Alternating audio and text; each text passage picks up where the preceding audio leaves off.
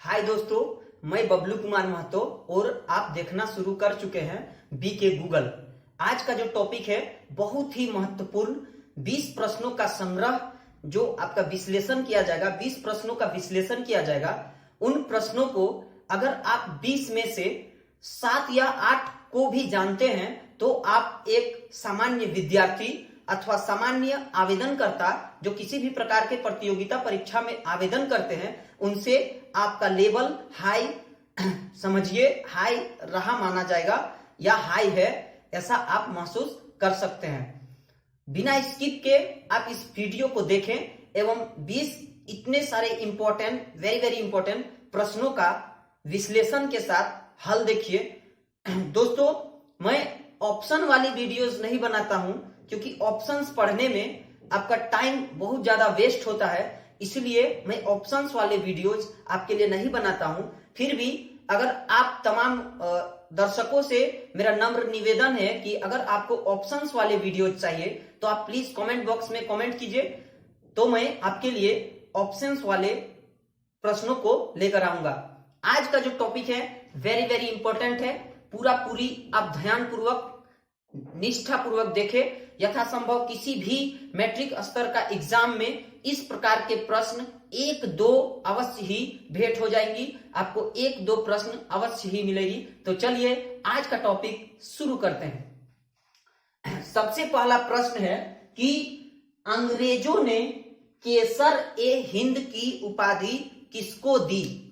अंग्रेजों के द्वारा एक राजनेता को, एक व्यक्ति को, एक क्रांतिकारी को केसर-ए-हिंद की उपाधि दी गई, तो वह कौन था जिन्हें अंग्रेजों ने केसर-ए-हिंद की उपाधि दी?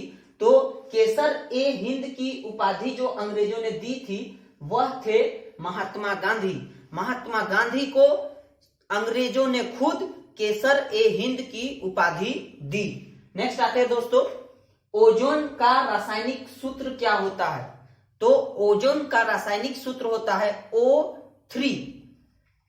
नेक्स्ट आते हैं दोस्तों, जापान की संसद को क्या कहा जाता है? तो जापान की संसद को कहा जाता है डायट।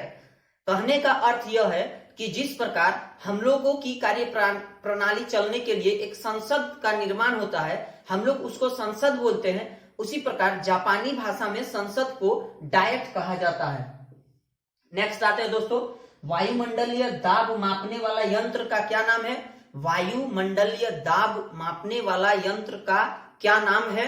समझे दोस्तों आसान भाषा में, वायुमंडल का जो प्रेशर है, वायुमंडल का जो दाब है, उसको मापने के लिए एक यंत्र होता है, उस यंत्र का क्या नाम है? तो उस यंत्र का नाम है बैरोमीटर। नेक्स्ट आते हैं दोस्तों, काला सोना किसे कहा जाता है? चूंकि सोना एक धात्विक खनिज है, उसी प्रकार काला सोना किसे कहा जाता है? तो कोयला को कहा जाता है। दोस्तों ध्यान रखिए इस बात को, काला सोना कोयला को कहा जाता है। आगे आते हैं दोस्तों, भारत का राष्ट्रीय वाक्य क्या है? भारत का राष्ट्रीय वाक्य क्या है? तो भारत का राष्ट्रीय वाक्य है सत्यमेव जयते, जिसका अर्थ होता है सत्य सदैव जीतता है। नेक्स्ट आते हैं दोस्तों, बोना ग्रह किसे कहा जाता है? बोना ग्रह जिसका हाइट कम रहता है, अन्य की अपेक्षा बहुत कम रहता है, तो उसे बोना बोला जाता है। तो ग्रहों में एक बोना ग्रह है, तो उस कौन सा ग्रह है वह? तो वह है प्लूटो। ध्यान दे दोस्तों, प्लूटो को बोना ग्रह कहा गया है। आप मेरे द्वारा बताई गई तमाम प्रश्नों को, मेरी वीडियोज को 1 या 2 बार अवश्य देख ले। मैं आपको 100% गारंटी दूंगा कि मेरे द्वारा कही गई तमाम प्रश्न आपके कानों में गूंजेंगी एवं तमाम प्रश्न हाईलाइटेड आपको याद हो जाएगी। तो प्लीज आप इस वीडियोस को, अगर आप नए हैं तो इस वीडियोस को शेयर कीजिए, चैनल को सब्सक्राइब कीजिए और हाँ, कमेंट बॉक्स में अपना प्रश्न जरूर रखिए। नेक्स्ट आते हैं दोस्तों, जड़त्व का नियम किसने दिया? जड़त्व का नियम किसने दिया? तो जड़त्व का नियम दिया न्यूटन।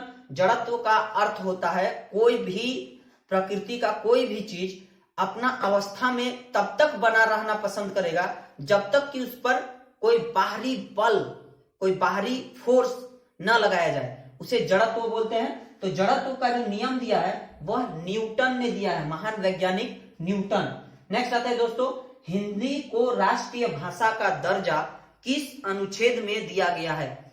हम सभी जानते हैं कि भारत की राष्ट्रीय भाषा हिंदी है, तो हिंदी भाषा को राष्ट्रीय भाषा का दर्जा किस अनुच्छेद में दिया गया है, संविधान के किस अनुच्छेद में दिया गया है? तो दोस्तों ध्यान दें, अनुच्छेद 343 अर्थात 343, अनुच्छेद 343 में यह वर्णन है कि हमारी भारत की राष्ट्रीय भाषा जो होगी वह हिंदी होगी।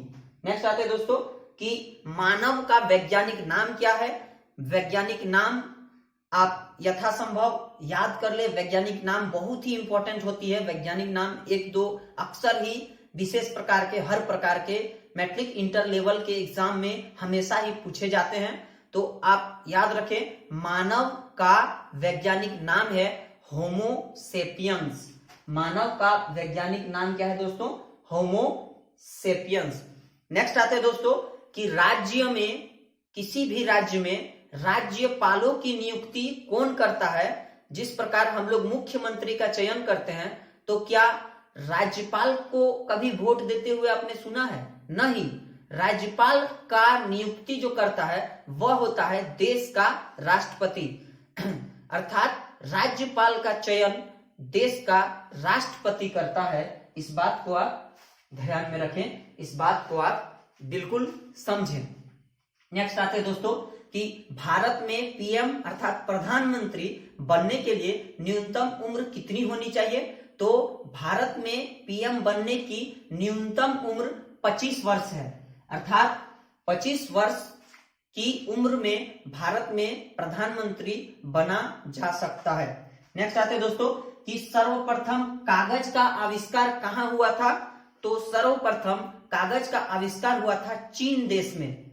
नेक्स्ट आते हैं दोस्तों, करो या मरो का नारा किसने दिया था? करो या मरो का नारा किसने दिया था? तो करो या मरो का नारा दिया था महात्मा गांधी ने। महाभारत के रचयिता कौन है? तो महाभारत के रचयिता हैं वेद व्यास। नेक्स्ट आते हैं दोस्तों, विश्व में सबसे विशाल डेल्टा कौन सा है? डेल्टा नदियां बनाती है, आप जानते होंगे। तो विश्व में कौन सा डेल्टा है जो सबसे विशाल है? तो उस डेल्टा का नाम है सुंदरवन डेल्टा। और इससे एक प्रश्न, गंगा और ब्रह्मपुत्र नदी के द्वारा यह बनाया जाता है, इसका मुहाना होता है गंगा और ब्रह्मपुत्र नदी का, और इस डेल्टा का नाम है सुंदरवन डेल्टा, जो बांग्लादेश और पश्चिम बंगाल में फैला हुआ है। नेक्स्ट आता है दोस्तों, अष्टप्रधान किसकी सरकारी परिषद थी? जिस प्रकार अभी हमारी राज्य व्यवस्था को चलाने के लिए चुनाव होते हैं, नियम कानून बनते हैं, उसी प्रकार प्राचीन इतिहास में राजाओं के द्वारा एक कमिटी, एक समिति होती थी, सरकारी परिषद होता था। तो 8 प्रधान का परिषद किसके कालखंड में था? तो वह थे वीर शिवाजी के कालखंड में अष्टप्रधान की सरकारी परिषद थी। नेक्स्ट आते दोस्तों, अभिज्ञानम शकुंतलम की रचना किसने किया? अभिज्ञानम शकुंतलम एक पुस्तक है, उसकी रचना किसने की? तो उसकी रचना की थी कालिदास ने। नेक्स्ट आते हैं दोस्तों, रसोई घर में उपयोग होने वाले नमक का रासायनिक नाम क्या है? रसोई घर में, किचन में उपयोग होने वाले रसोई घर में, किचन में उपयोग होने वाले नमक का रासायनिक नाम क्या है? NaCl अर्थात सोडियम क्लोराइड। सोडियम क्लोराइड को हम लोग किचन में खाने के रूप में, नमक के रूप में उपयोग करते हैं, जिसका नाम है सोडियम क्लोराइड NaCl। NaCl जो है वह नमक का रासायनिक नाम है। नेक्स्ट आते हैं दोस्तों कि पृथ्वी के लगभग समान अर्थात इक्वल लगभग पृथ्वी के समान कौन सा ग्रह है? तो पृथ्वी के समान जो ग्रह है वह है शुक्र ग्रह। दोस्तों, बीके गूगल एवं बीके गूगल की टीम निरंतर प्रश्नों को छांटकर विशेष प्रकार से आपके लिए वेरी वेरी इंपॉर्टेंट, बहुत ही महत्वपूर्ण प्रश्नों को एक साथ संजोकर आपके बीच लाती है।